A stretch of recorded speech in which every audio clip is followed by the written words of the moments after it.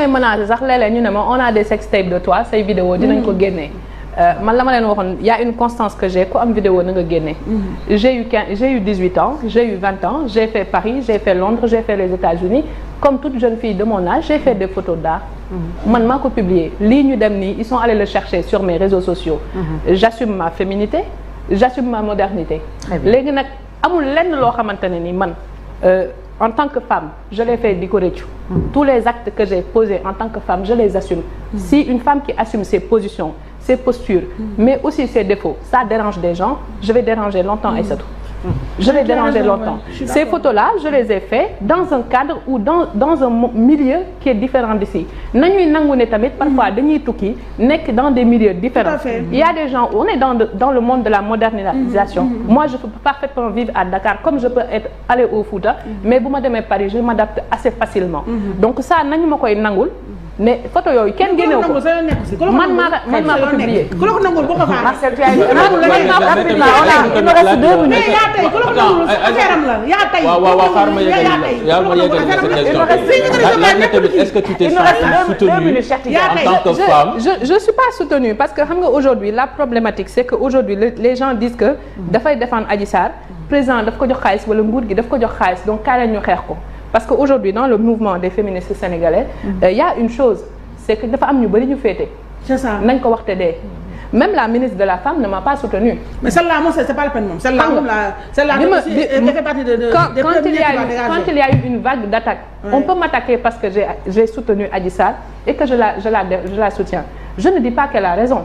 Mais yërmande bi sëñ Mountakha am ba recevoir Gabriel ak keneen ak keneen yërmande boobu laa am ba bu fëggee sama buntu kër ne kenn jàppale ko man dama ko sànni ci mbedd bi ñu koy rey konoon j'aurais la conscience quand même assez entachée jusqu'à la fin de ma vie parce que nit bu fëggee sa kër mu leer na ne kii bu doxee ci mbedd bi nañ ko rey. mais bëgg dem fi nga recevoir la petite doomu kii tum tampi bee nga xam ne te pourtant tampi on ne peut pas dire truc mais fi nga recevoir donc je veux dire sénégalais yi il faut que ñuy différencier nit ki ak la muy combattre mais soo ci bëggee Fatou c'est mais jamono day dox ñi jamono day dox chaque jeune fille a son mais yaa tey pour justifier kenn yaa tey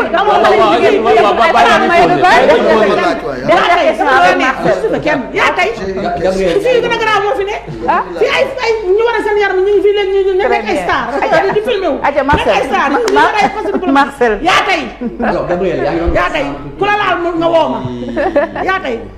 Depuis 2019 enfin depuis 3 ans maintenant yaa ngi ci campagne boobu quelle est la genèse de cette initiative lan moo waral nga dugg ci action bi. Rapidement parce que la première chose man bi ma jaaxal bi may ñëw Sénégal 2017 j'étais enceinte de ma fille sans le savoir bi ma ñëwee dem ci benn dispensaire Kër Massar dama dugg en tant que jeune fille enceinte ma dugg pour faire une consultation. bi ma duggee ci dispensaire bi man mi ñëwoon def consultation ma j'étais en France ñëw vacances di wàccu ma ne xaaral ma dem xool lan moo ma dal mais bi ma duggee ci dispensaire bi dama génn tellement c'était délabré tellement dama ne woon fii damay ñëw fii di fi faju mais boo moytul dama fi yóbbaale jàngoro donc ma daw génn boobu ba tey nag je me suis dit je vais contribuer à ce que quand même ñi nga xamante ne dañuy ñëw fii di faju très bien qu'ils aient quand même un minimum syndical minimum boobu mënuma def lépp mais je ferai ma part du gâteau bu fekkee ñeneen fekk si nañ suy xayru am na ñu ma fi ëpp xaalis man awma dara je paie quand même une location comme tout le monde ñi fi may titre foncier man de bokkuma ci awma dara mais j'ai quand même des partenaires j'ai des réseaux des gens avec qui je travaille bien avant que may ñibbi si Sénégal donc loolu su ma mënee dimbali Sénégalais yi ci loolu ñeneen ñi may wax nañ ma jàppale ñu ma ci jàppale baax na ñu ma ci jàppale bu baaxul mais Macky Sall dërëmam dugg ci très bien leer na Malick rapidement ñu heure bi jot na on nous signale qu'on a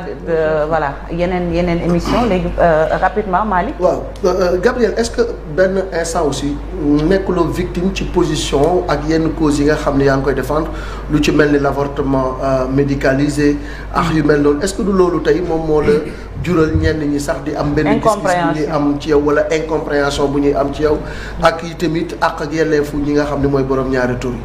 waaw mais man borom ñaari tur yi kenn mësul dégg ma wax ci li ma wax mooy man xaw ma borom ñaari tur fréquenté wu ma borom ñaari tur et je ne suis pas lesbienne boo moytuwul sax mu doxaan ci xale yu góor yi waaye man paayee ma sax du ma dox ci xale yu góor yi jantal paay laay doxaan du ma doxaan xale yu góor yi donc xam nga man affaire de lesbianisme beeg bi saxuma sama yoon nekku si buñ ma ci dugal ñoom ñooy campagne lesbienne ak gay man ma doxaan ci xale góor yi paa yi def ma ko muy dara parce que loolu moo ma saf. donc lan mooy sama yoon waxi na Gabriel mooy tax nag su la sëriñ bi recevoir gars yi ne la kii waru fa dugg. mais kan moo nekk di doxaan ñëppay doxaan ci réew mi di. waaw mais xam nga réew mu nekk ak sociologie. non attends quand on m'accuse de faire la promotion LGBT sañ naa taxaw ne leen man damay doxaan ci jantal paa yi ba mu saf. c'est ça waaw. loolooy tontu bi. ba weddi tuuma. du ma weddi tuuma de damay doxaan mais góor ñi laay doxaan affaire góor jigéen buñ ma ci dugal. dëgg la. très bien buñ ma ci dugal. très bien bu loolu weesoo. affaire d'avortement médicalisé waaw. du man maa demoon 2005 signé l'accord de Maputo c'est le Sénégal. du man maa ko ratifié woon man li ma wax lu leer nag il faut que ñu yeewi ñu ñee dañoo yeewi askan bi accord de Maputo boobu ñu ratifié biir Sénégal bi nañu ci yeewi man de loolu laa wax. très bien. merci jërëjëf Cheikh Diop rek mu jeex. waaw rapidement donc Fati donc Gabriel mënu fi toog xaw tey du ñu waxtaanee lépp lu ñeel mbirum Adji Sarr ndax gis nañ taxawaay yi nga xam ne moom la ci amoon boobu ak léegi wàllu yoon gis nañ nga daal di koy gunge positionnement bi nga xam ne amoon nga ko ci wàll wi ndax moom ngay wëyal ba tey ak itam fan ngeen toll ci xeex bi nga xam ne yéen a ko def boobu ak léegi. xam nga procès bi ñun du ñu wax yoon lu muy def ñun lan la ñu mën a def mooy soutenir Adji Sarr dans un pays normal républicain. Des choses comme ça ne se passent pas. Dans un pays normal, on soutient les présumées victimes. Mais ni ñu doxalee avec Adji Sarr, le Sénégal a été injuste avec Adji Sarr. Les autorités sénégalaises ont été injustes envers Adji Sarr. La justice sénégalaise a été injuste avec Adji Sarr. Léegi nag nañu xool justice bi nu muy doxalee parce que mënuñu ne xale bi nga xamante ni dafa am droit porter nit plainte mu dem porter nit plainte nañu xam fu yoon di mujjee. Léegi nag Adji Sarr il faut qu'on en fasse une paria. Pourquoi? Parce qu'elle a osé porter plainte. Moi, je dis qu'elle a eu le courage que même moi, peut-être que je n'aurais pas eu. Donc, son courage est à saluer parce qu'elle a osé porter plainte. Il faut que aussi nous sachions les conséquences que ça peut avoir sur les autres filles qui seront probablement victimes. Parce que vous faites entendre dañu ne ku porter plainte dañu lay ngab di la ngaay dinañ def fii ay nit ci biir kër yi loo xamante ne kenn osé porter plainte. Donc, Adji Sarr, son courage est à saluer. Et puis, deuxième chose, sur les questions des droits des femmes. waa Kër Macky Sall gouvernement bi ñoo ñu war a yeewi parce que les gens de ce gouvernement là ont été d'une lâcheté incroyable dans l'affaire d'Adji Sarr. dama lay wax rek koo ci woo mu ne la dinaa la rappeler couper téléphone am xale bi a été dans des conditions yoo xamante ne c'est déplorable. Et puis man Adji Sarr si elle avait quand même de bons avocats elle ferait quand même une plainte contre l'État du Sénégal parce que y a eu non-assistance à personne en danger. Il y a eu non-assistance ils savaient que sa vie était en danger. Ils ne l'ont pas aidé ils ne l'ont pas protégé ba mu fëgg sama kër na mu fëggee sama kër bu fëggee woon noonu sa kër sa yaram dina daw yow mi góor. c'est pas trop tard bokk nga ci conseil. non bokk naa ci conseil mais damaa defante rek mais tey elle est dans de bonnes conditions. comment mais bu ma ko bàyyee woon. bu ñu ko bàyyee woon na mu mel nekkee woon. Sénégalais dañoo xamul mais il y a un jour où on sera wax dafa jotagul. parce que y a eu non-assistance de la part de l'État du Sénégal vis-à-vis d'une Sénégalaise. Ils n'ont pas joué leur rôle et ils ont été d'une lâcheté incroyable. Man j'ai toujours rêvé être un homme. Mais bien sûr. Il y avait des forces de défense et de sécurité. Pas quand elle est arrivée chez moi. Non, quand elle est arrivée chez moi, elle n'était pas sous protection policière. Mais actuellement, je veux dire. Actuellement, elle est sous protection policière. Mais Adji Sarr de mars l'année dernière jusqu'à septembre de cette année, elle n'a pas été sous protection policière. Elle a été livrée à elle-même.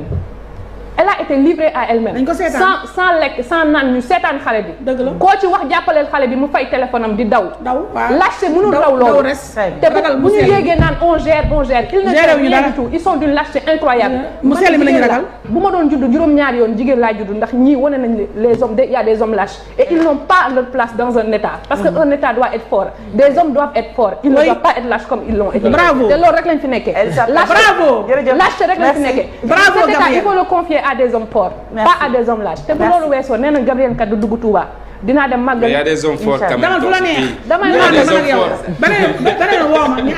damay dem màggali te bu fekkee lii ma dugal Touba moo leen metti bu soobee yàlla bu yàlla nangoo ñaanu sëñ Mountakha.